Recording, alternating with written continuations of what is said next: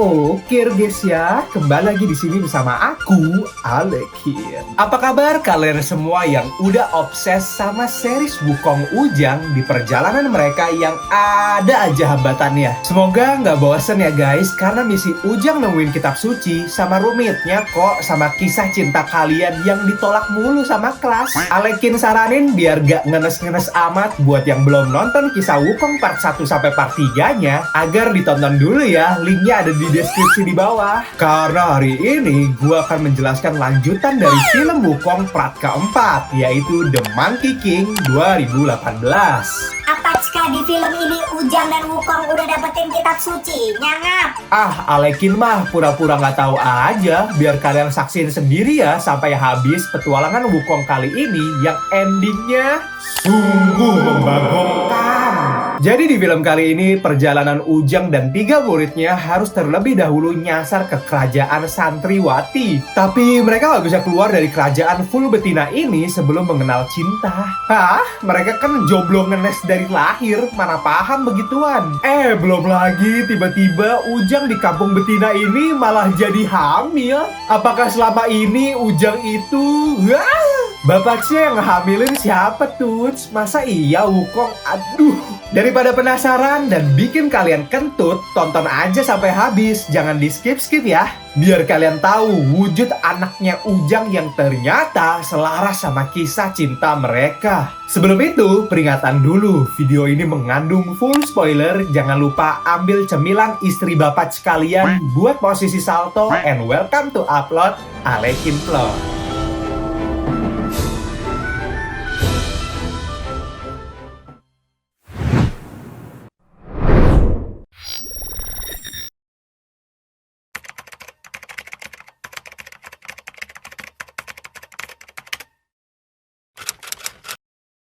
Suatu hari, Ujang dan murid-muridnya dengan perahu geteknya baru aja selesai healing. Bukannya happy kiowo, mereka malah disuguhi adegan mesra para satwa di sekeliling mereka yang udah berpasang-pasangan. Yang seketika membuat semuanya jadi ngenes.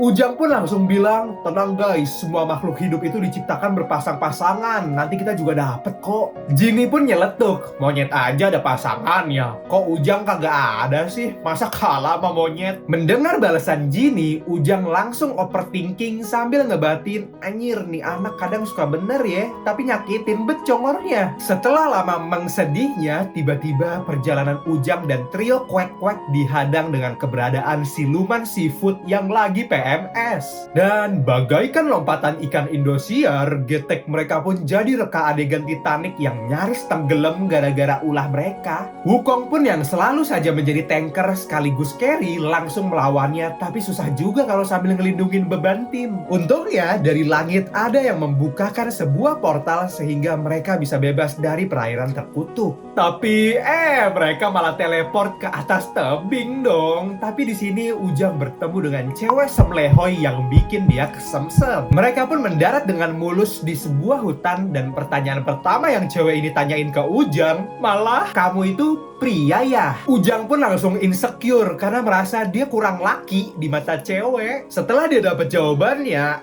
dia malah langsung kabur balik ke rumahnya yang ternyata cewek solehot ini adalah ratu negeri wanita bernama Siti guys. What?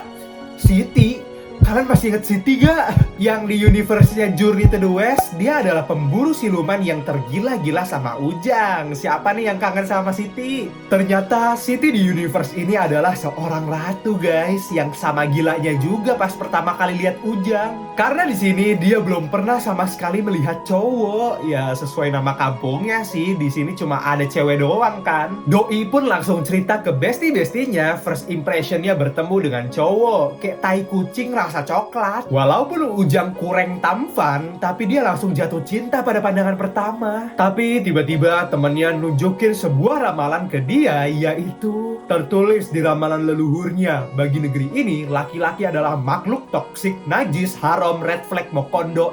Tunggu. Tapi kok ada potongan yang hilang ya? Tiba-tiba ada ibu suri kerajaan yang datang JB-JB ae dan bilang kalau potongan yang hilang itu menyebut laki itu adalah racun tanpa penawar yang suka buat janji palsu. Ujung-ujungnya ngeghosting. Udah bikin hamil, nggak tanggung jawab. Bahkan sampai bilang kalau perasaan Siti ke Ujang itu infeksi virus mematikan pembawa bencana. Daripada nantinya akan jadi pandemi, satu-satunya obatnya adalah dengan membinasakan kaum Adam yang berani-beraninya bikin baper. Wah, senggol bacok beneran ya bun. Para penjaga istana pun bersiap untuk segera menangkap Ujang DKK guys.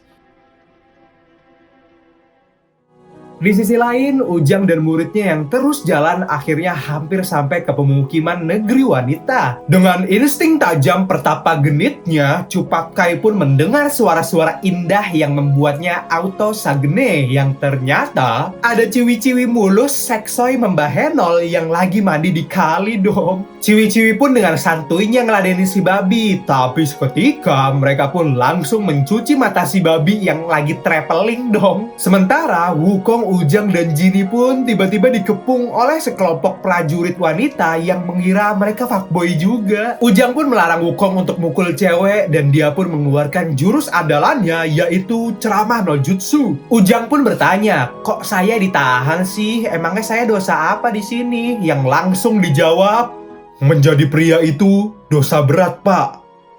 Ujang pun cuma bisa pasrah dihukum karena di negeri ini dia dianggap najis mugolado. Bagaikan pelaku mesum, mereka diarak ke istana sambil dihujat. Sesampainya di sana, Ujang pun bertemu lagi dengan Siti yang terus menatap dia dengan penuh hasrat. Ujang memohon untuk dibebaskan karena mereka nggak sengaja masuk ke negerinya. Tapi ada Mbah Dukun yang menjelaskan ramalan yang menyebut akan ada biksu yang bawa 3 peliharaannya memasuki kerajaan ini dan akan menghancurkan negeri ini. Karena hal itulah Ibu Suri memutuskan untuk mengeksekusi 4 sekawan jantan ini sebelum membuat kehancuran di negerinya. Namun Siti sebagai ratu punya pemikiran yang berbeda. Dia masih belum mau Ujang disembelih dan meminta diberi waktu untuk PDKT berkedok menginterogasi Ujang sebelum dia jadi kurban. Ibu Suri pun akhirnya cuma bisa pasrah sama keputusan ratunya. Mendengar itu membuat Wukong yang menguasai 72 ilmu sihir ini sih bisa-bisa aja langsung ratain di kampung. Tapi ya seperti biasa, Ujang melarangnya. Dia bilang, pakai ceramah gue juga lulu nih ciwi-ciwi.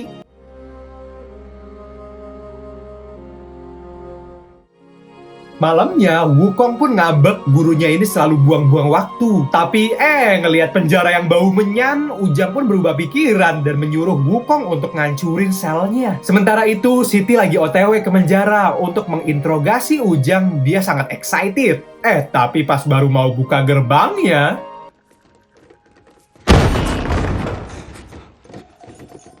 gerbang yang didobrak Wukong ngegeprek kawanan Siti dong, ampe gepeng. Bahkan nggak pakai noleh ke belakang, Ujang DKK langsung terbang buat kabur dari negeri santriwati yang udah menahan mereka. Dan pas udah nyaris mentok ke bulan, loh kok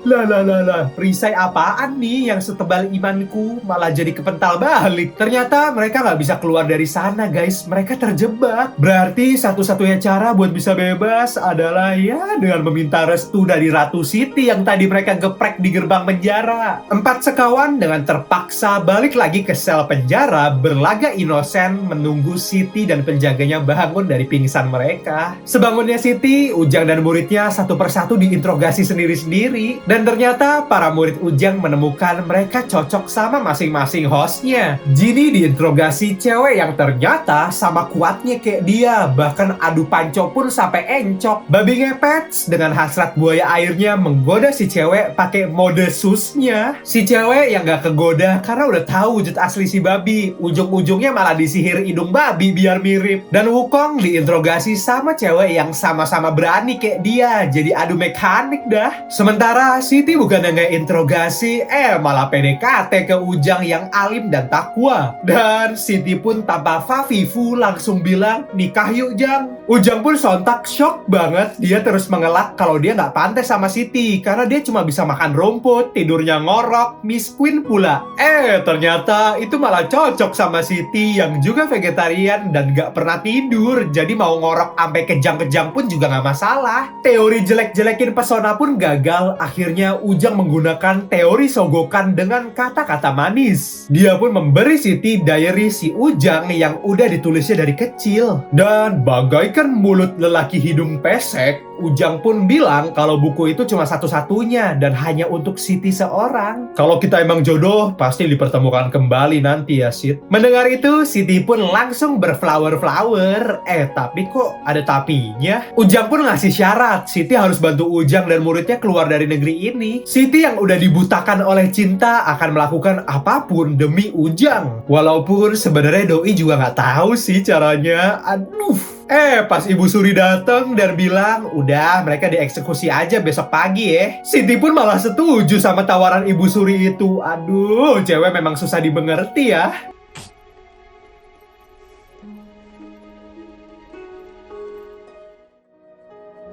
Dan bener aja, besok paginya 4 sekawan ini udah dipajang duluan di depan umum. Di negeri wanita, menjadi laki-laki itu haram hukumnya dan harus dieksekusi mati. Tapi ternyata Siti memegang janjinya, dia menyamar sebagai eksekutor dan mengganti anak panahnya dengan panah mainan. Si Siti kemudian bilang, nanti akting mati Jang, kasih tahu anak-anak. Pertama, Jini dieksekusi dan berhasil akting dengan ciamik.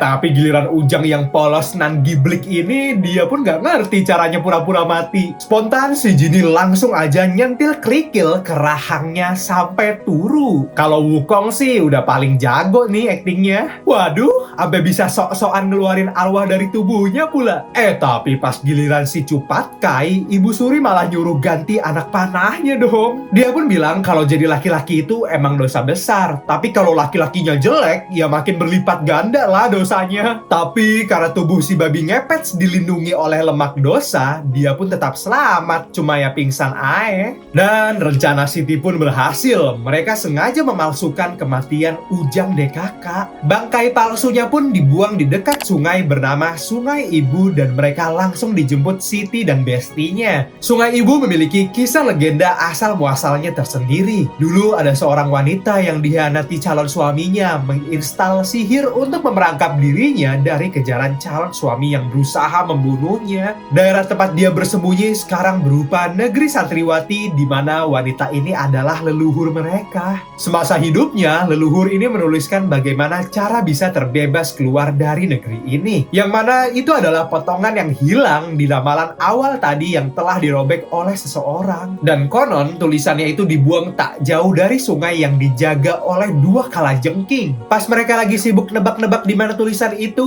Wukong dengan mata elangnya melihat seonggok kertas mencurigakan di atas patung dan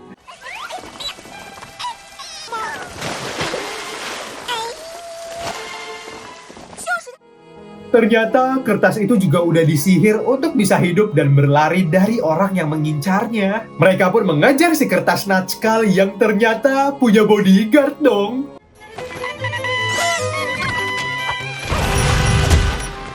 Dua kalajengking bagong yang lagi aktif-aktifnya ya bun, sampai Wukong pun harus ngeluarin tongkat emas saktinya buat jinakin keduanya. Sehabis Wukong mengalihkan perhatian duo kalajengkang ini dari Ujang dan Siti, si Siti malah salfok sama bokong semoknya Ujang. Dan tiba-tiba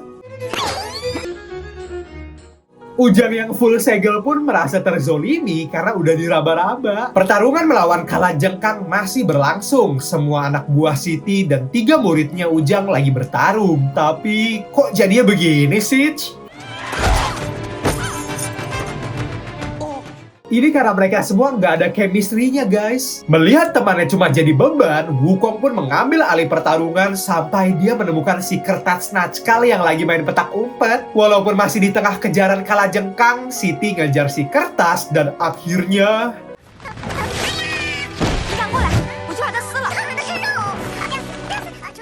Si Kalajengkang sampai ciut gara-gara si kertas mungil kesayangannya bakal dirobek sama Siti. Mengira rencananya berhasil, si kertas ngamuk dan bikin ulah lagi dong.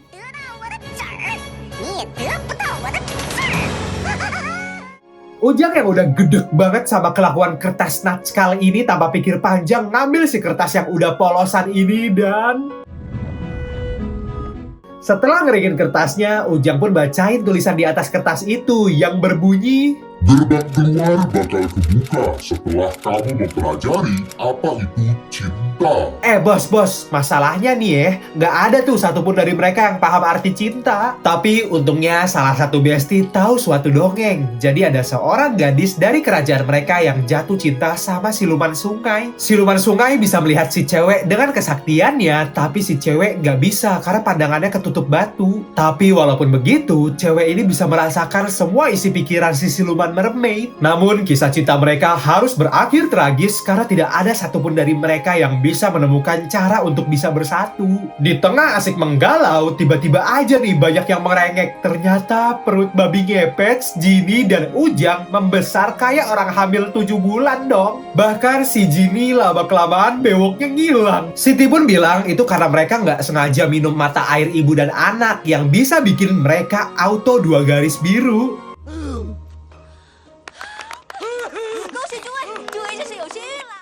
Aduh, gimana caranya buat ngeando kehamilan ini? Karena Ujang dan 2 muridnya itu udah jadi Pak Mil. Wukong yang masih nggak mau jadi Pak D, akhirnya disuruh Ujang nyari cara untuk bisa membatalkan kelahiran calon ponakannya. Karena katanya ini sih bisa bentar lagi brojolnya.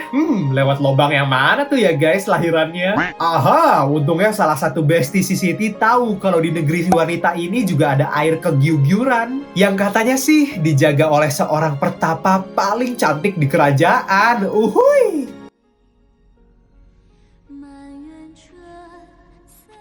Setelah di Sherlock, Wukong langsung bergegas ke sana yang ternyata ada Bencongs dong, nggak salah lihat nih. Wukong pun langsung memalaknya untuk segera ngasih air keguguran. Tapi si Bencongs bilang kalau bikin air keguguran itu harus pre-order dulu karena bikinnya bisa sampai ratusan tahun. Walah, keburu si Ujang punya cucu cicit ini mah. Panik gak tuh? Ya panik lah, masa enggak? Tapi Siti berusaha nenangin Ujang.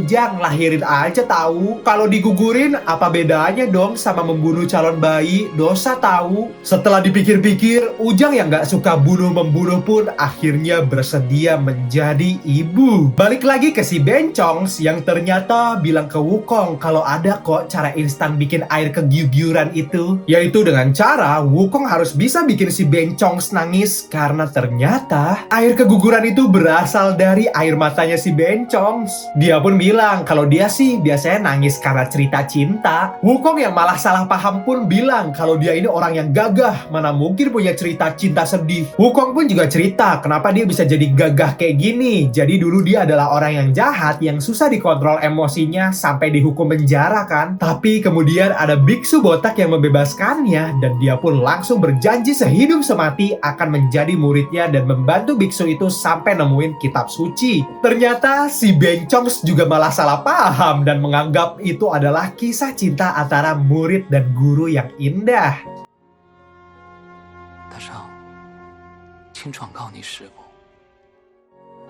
Waduh, mahram nggak nih? Air mata si Bencongs pun berhasil Wukong dapatkan dan dengan racikan ini Wukong segera menemui para Pak Mil yang makin salah gaul. Ternyata sekarang semuanya udah bisa menerima untuk melahirkan bayinya dong dan menerima untuk menjadi Mahmud, mamah muda. Bahkan Ujang pun bilang kalau dia udah nggak butuh air itu lagi dan menunda misi ke baratnya untuk sementara. Wukong yang emang nggak suka buang waktu pun langsung nge-freeze waktu dan mencekoki 3 Pak Mil itu dengan air. Dan seketika mereka pun balik lagi jadi laki-laki sejati. Tapi di sini Ujang malah kecewa sama Wukong dan merasa bersalah dengan bayi yang dikandungnya. Dia pun tanpa kata-kata meninggalkan mereka semua dan mencoba healing sejenak. Yang ternyata Ujang menyalin semua lafaz kitab di tanah karena dari kecil ini cara Ujang buat healing dari amarahnya. Siti pun dengan setia selalu menemaninya. Bahkan ini kayaknya udah nulis 7 keliling pulau dah sampai akhirnya Ketahuan Ibu Suri dong. Terus gimana nih nasibnya si Ujang? Kan dikiranya udah koit tadi. Ibu Suri pun super duper ngamuk dan langsung balas dendam ke Siti, bohongin dia juga. Katanya sih bakal bawa Ujang ke penjara. Tapi nyatanya Ujang malah dibuang ke laut penderitaan tak bertepi dong. Di laut itu Ujang bakalan terombang-ambing tanpa bisa berhenti dan mencari makan. Sehingga apa yang dilakukan Bu Suri itu akan membuat Ujang innalillahi. Untungnya rusa kesayangan Siti mengetahui itu dan Siti pun berusaha menyelamatkan Ujang. Tapi karena udah gak bakalan dapat restu dari Ibu Suri, jadi Siti lebih memilih untuk menemani Ujang hanyut dan menua bersama.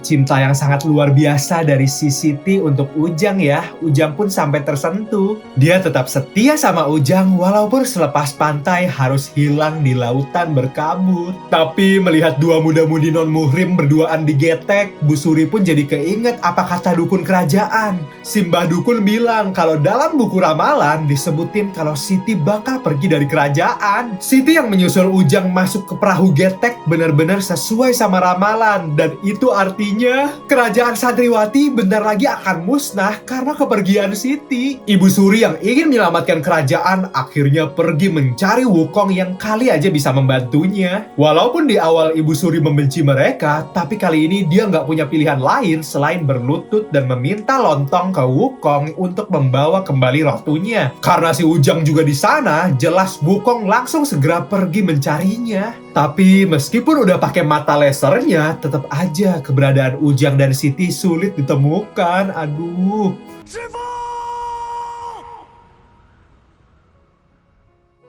Kembali lagi ke Ujang Siti yang berasa kayak Bang Toib yang gak pulang-pulang dan kini keduanya lapar dan kehausan. Walaupun kabutnya udah hilang, tetap aja di sekelilingnya cuma ada laut tanpa tepi. Dan namanya juga laut penderitaan, di sana waktu menjadi sangat cepat dan kayak rasanya udah berbulan-bulan. Ujang yang gak tega melihat Siti kelaparan sampai menumbalkan tangan mulusnya untuk jadi makanan Siti. Siti pun auto makin baper dah dan rasa sayang Siti terhadap Ujang membuatnya kuat dan tidak mungkin mau memakan Ujang. Dan hal inilah yang membuat benih-benih cinta di antaranya semakin kuat. Tapi semakin lama Ujang Siti makin lemes. Mereka pun akan menghadapi masalah itu bersama-sama bahkan jika harus mati bersama.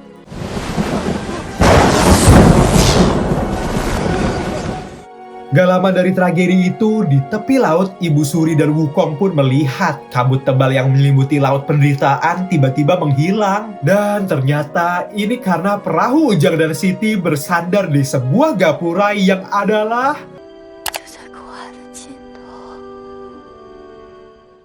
oh, jadi ini toh yang dimaksud di potongan ramalan yang hilang. Setelah mereka berdua saling memahami cinta satu sama lain, akhirnya gerbang kerajaan wanita jadi terbuka. Ketiga murid Ujang pun senang banget karena bisa nemuin gurunya dalam keadaan selamat. Dan mereka pun segera menyusul Ujang dan langsung mengajaknya untuk segera pergi dari tempat ini. Tapi Ujang yang udah paham cinta itu apa, mengajak Siti untuk ikut dalam perjalanannya. Namun ketika Siti hendak melangkah mengikuti Ujang, langkah Siti dihalangi sebuah perisai pelindung itu. Ternyata Siti sebagai ratu nggak diperbolehkan untuk keluar dari kerajaan. Dan saat Siti memaksa keluar, tiba-tiba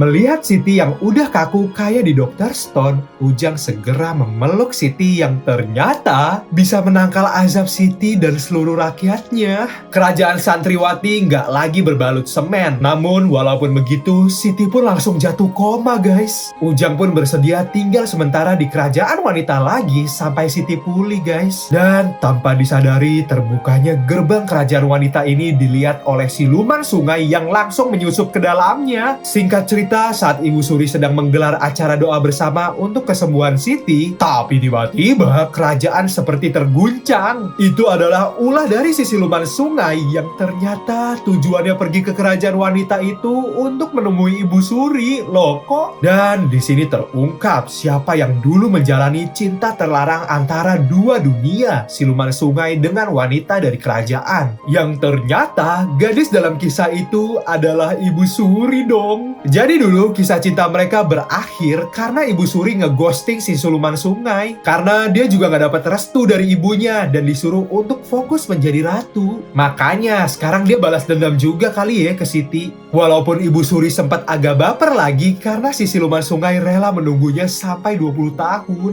Tapi setelah mendengar berita kalau Siti udah siuman, Ibu Suri pun tersadar. Dia pun dengan tega menolak siluman sungai lagi karena tidak mau meninggalkan Siti sendirian. Ibu Suri mengatakan kalau takdirnya adalah menjadi pembimbing Siti sampai tua nanti dan menyuruh sang kekasih pulang kampung aja sana. Siluman sungai pun yang kecewa karena ketulusannya tak bisa menang lawan pentingnya Siti bagi Ibu Suri. Akhirnya dia pun mengamuk dan langsung memburu Siti. Dia ingin membinasakan Siti biar dirinya menjadi prioritas Ibu Suri seperti harapannya.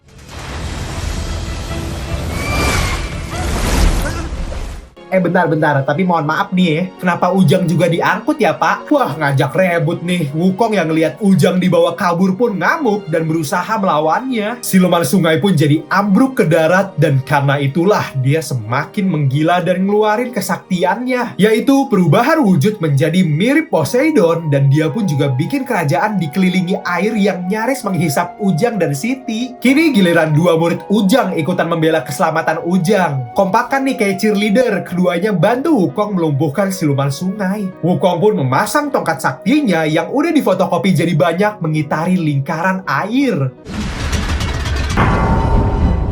Melihat dia gagal lagi menelan si Siti, sekarang gak ada ampun lagi. Dia pun langsung mengeluarkan ultinya. Dia pun membangkitkan fusion tsunami dan tornado yang sampai-sampai menenggelamkan seisi negeri Santriwati. Dia pun juga berubah wujud menjadi wujud silumannya. Aduh, apa nih ya?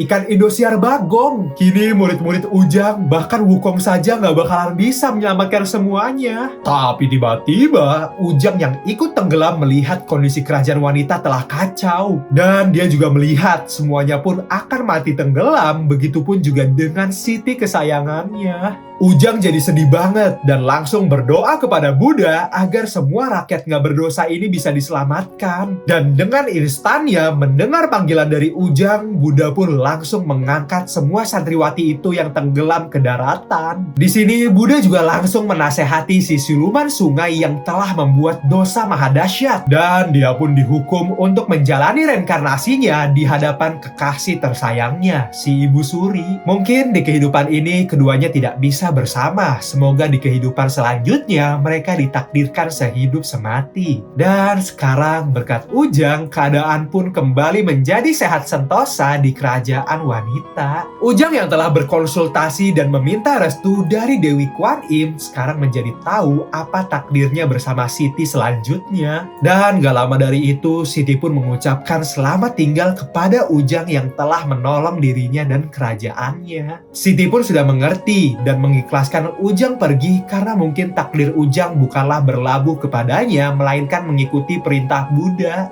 Mungkin setelah kitab suci didapatkan, Buddha mempertemukan Ujang dan Siti kembali ya. Ujang pun kembali melanjutkan misi pencarian kitab suci ke barat, sementara Siti kembali menjadi ratu dari kerajaan wanita. Suatu hari kamu akan tahu beratnya merelakan setelah menemukan, pedihnya kehilangan sebelum memiliki. Ujang dan 3 muridnya akhirnya pergi dari kerajaan Santriwati setelah berpamitan dengan Siti. Dan akankah setelah melewati suka dan duka di kerajaan wanita ini, Ujang and the gang berhasil menemukan kitab sucinya? Kalian semua pasti udah tahu abis ini aku bakalan ngomong apa. Kalau rame, lanjut project bro.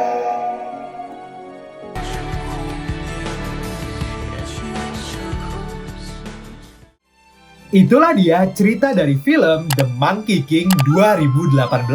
Gimana guys? Ujang dan Siti di universe ini cukup membucinkan sekali bukan? Meskipun film Wukong di universe ini udah habis ya guys ya, tapi kitab suci kan masih belum ditemukan. Alekin yakin sih suatu saat pasti dilanjutin nih filmnya. Dan masih banyak kok universe Wukong yang lainnya yang bisa kita lanjutin. Kan banyak juga tuh yang bikin film Wukong, bahkan ada yang animasiin juga kan. Jadi masih mau aku bawain terus film Sun Wukong ini nggak? Yang universe lain masih mau? Apa yang animasi juga mau? Pokoknya mau aku lanjutin terus gak nih sampai si Ujang dapat kitab suci? Penasaran banget gak sih gimana Ujang setelah mendapatkan kitab sucinya? Tolong kasih pendapat kalian di kolom komentar ya. Mau aku lanjutin part 6-nya atau enggak? Kalau rame, ya pasti aku lanjut lah. Kalau enggak, ya udah nanti aku bawain film yang lain aja. Semoga perjalanan Ujang dan kawan-kawan satu ini bisa menghibur kalian-kalian dan jadi penyemangat ya. Dan semoga kita semua dikelilingi oleh orang-orang yang menyayangi kita ya. Dan hargai orang-orang tersayang itu sebelum nanti ditikung orang lain. Waduh, dan cukup sekian dulu video gua hari ini. Mohon maaf kalau ada perkataan yang menyinggung. Nah, kalau kalian suka video ini, di-share juga yuk ke teman-teman kalian ya. Dan jangan lupa like video ini, subscribe juga, dan nyalain lonceng notifikasinya biar kalian gak ketinggalan video-video dari Alekin.